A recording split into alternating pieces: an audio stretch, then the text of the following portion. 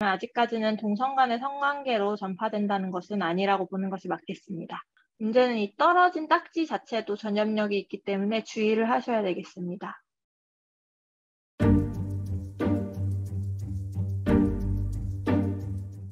원숭이 두창은 어떤 감염병인가요? 원숭이 두창이라고 하는 건 이제 몽키폭스 바이러스라는 바이러스에 의한 병인데요. 1958년도에 한 실험실에 원숭이한테서 처음 분리된 바이러스이기 때문에 몽키폭스라고 명명이 되어서 우리말로는 원숭이 두창이라고 불립니다. 두창이라고 하면 한국에서는 이제 수두 같은 것을 생각하기 마련인데요. 그와 비슷한 양상을 띠게 되고 1970년도에 처음 이제 사람한테도 옮을 수 있다라는 것이 밝혀진 인수공통 감염병입니다. 주로는 이제 코로나처럼 PCR을 통해서 진단하게 되는데 이 바이러스는 코로나와는 달리 DNA 바이러스입니다. 그런 염기 서열 중에서 RNA 형태를 띠는 바이러스들이 있고 DNA 형태를 띠는 바이러스들이 있는데요. 이 바이러스 같은 경우에는 DNA 형태를 띠게 됩니다. 원숭이 두창은 코로나와 유사한 감염 경로를 보이고 있을까요? 일반적으로 알려진 원숭이 두창의 감염 경로는 감염된 동물의 피부에 접촉을 하거나 아니면 그 감염된 동물한테 물려서 생기는 경우들이 대부분으로 알려져 있습니다. 2003년도인가에 미국에서는 아프리카에서 수입된 원숭이에서 감염된 사례들이 있었습니다. 코로나는 사람 간 전파가 흔한 것으로 알려져 있는데 원숭이 두창 같은 경우에는 아직까지 사례 보고로는 사람 간 전파가 흔하지는 않다고 되어 있었는데 이번에 이제 아프리카 밖에서 다양한 사람 간의 전파가 나타나면서 새로이 연구가 진행되는 중입니다. 원숭이 두창이 동성 간 성관계로 확산된 것이란 이야기가 있던데 어떻게 보시나요? 그에 대해서는 아니라고 보는 게 맞을 것 같습니다. 이제 21일 기준으로 보면 처음에 발견된 분들이 남자이고 특정한 파티에서 있었다 해서 이제 동성간이 아니냐라고 의혹을 제기한 분들이 있는데 21일 1시 기준으로는 12개 국가에서 92명의 확진자하고 28명의 의심 환자들이 생겨 있는 상태입니다.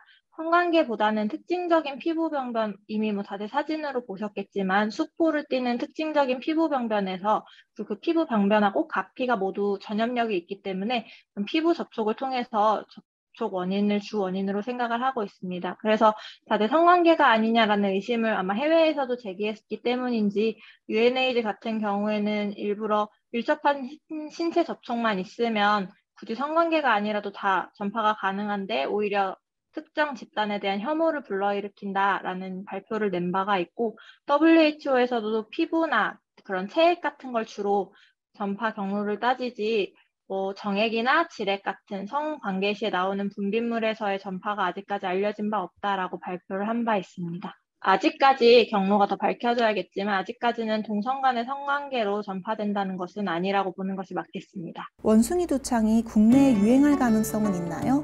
만약 전파된다면 억제 가능한 정도일까요? 앞서 말씀드렸듯이 이제 어떤 양상을 띠는 새로운 바이러스 변형인지를 알 수 없지만 아직까지는 유행이 생긴다고 하더라도 억제가 가능할 것으로 보입니다. 일단은 2019년에 싱가포르 같은 경우에는 학회가 있었는데 그 학회에 참석하려고 입국했던 나이지리아인이 입국한 이후에 증상이 발견되면서 중단이 됐던 경우가 있고 그다음에 미국 같은 경우에는 서아프리아 지역을 여행을 했던 자국인이 증상을 입국한 이후에 생긴 경우가 있습니다. 한국도 요새는 해외 출입이 워낙에 자유로운 시기이기 때문에 외국인이나 아니면 한국에서 외부로 나갔다 오신 한국인분들이 들어와서 증상이 생길 경우가 있기 때문에 유입 가능성은 있다고 보는 것이 맞겠습니다. 그러나 이게 그 2차 감염이라고 하는데 그 걸린 사람으로부터 빠르게 감염이 일어나는 것은 격리가 초반에 잘 이루어진다면 가능성은 조금 낮기 때문에 코로나처럼 대규모 유행이 일어날 가능성은 낮다고 보이고요. 또한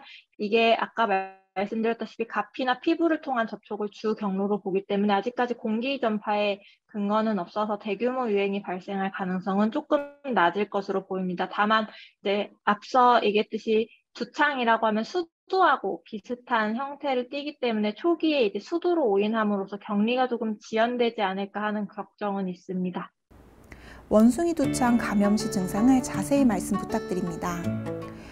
일단은 일반적으로는 열감이나 두통, 근육통 같은 몸살 기운으로 시작을 해서 임파선염이나 피로감 같은 수두하고 비슷한 어떤 열성 질환의 비슷한 증상을 다 초반에는 보이게 되어 있고요.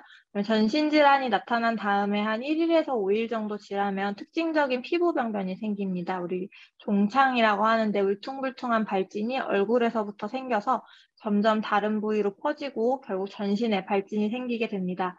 주로는 이제 물집이 생겼다가 그쪽으로 고름이 찼다가 이제 딱지가 앉으면서 떨어져 나가는 형태로 지속이 되고 발진이 생기고 한 2주에서 4주 정도까지 지속이 된다고 알려져 있는데요.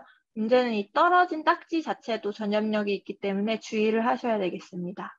원숭이 두창에 감염된 경우 다른 사람에게 전파를 막기 위해 어떻게 해야 하나요? 수도에서도 비슷한 얘기인데요. 원숭이 두창 같은 경우에는 기본적으로 한 7에서 12일의 잠복기를 가지고 있기 때문에 해외에 다녔다 오신 분들이 국내에 들어온 이후에 발진이나 발열이 같이 발생하실 수 있고요. 수도도 가피가 다 떨어질 때까지 전염력이 있다고 알려져 있는 것처럼 원숭이 두창도 가피가 다 떨어져 나갈 때까지 전염력이 있고 떨어져 나간 가피 자체에도 일부 전염력이 있을 수 있기 때문에 떨어져 나간 가피를 보관하시거나 그런 거는 권유를 하지 않고요. 그다음에 일부러 손으로 잡아 뜯거나 다른 분들에게 문지르는 것도 권유하지 않습니다. 그래서 자연적으로 떨어져 나갈 때까지 2에서 4주 동안 상처를 잘 소독하시면서 관찰하는 것을 권고를 드립니다. 원숭이 두창의 치료는 어떻게 이루어지나요? 예방을 위해 두창 백신을 맞아야 할까요? 일단은 기본적으로 원숭이 두창의 치료는 아직까지 확실한 치료제는 없고 보존적 치료를 하게 됩니다. 격리를 하고 그다음에 환자의 상처를 잘 소독을 하면서 상처가 전파되지 않도록 막고 더 진행하지 않는 것을 막고 심하게 증상이 진행하는 경우에는 일부 예전에 걸렸던 물체에서 추출한 이뮤노글로불린, 면역글로불린 같은 것들을 주사제로 사용해 볼 수 있다 정도로 되어 있고요. 원숭이 두창이 일반적인 우리 두창 백신의 한 85% 정도 효과를 보인다라고 보고가 되어 있기 때문에 치료제도 사용하게 된다면 그 정도 효과를 보일 것으로 생각이 되겠습니다. 예방접종 얘기가 많은데 아주 긴밀한 노출을 하고 증상이 생기는 고위험군 같은 경우에 노출 후에 예방요법으로 시행을 고려를 해볼 수는 있겠지만 아직까지는 국내 유입에 근거가 없고 국내 유입이 된다고 하더라도 아까 말씀드렸듯이 대규모 유행을 할 가능성이 낮기 때문에 그리고 이게 예방접종 자체가 아직까지 굉장히 맞기가 어려운 접종이거든요. 15번 이상을 환자를 찔러야 맞을 수 있는 접종이라서 일반 국민한테 접종을 고려하고 있지는 않은 것으로 알고 있습니다. 원숭이 두창 감염, 전파를 막기 위한 해외여행 시 주의사항에 대해 말씀 부탁드립니다.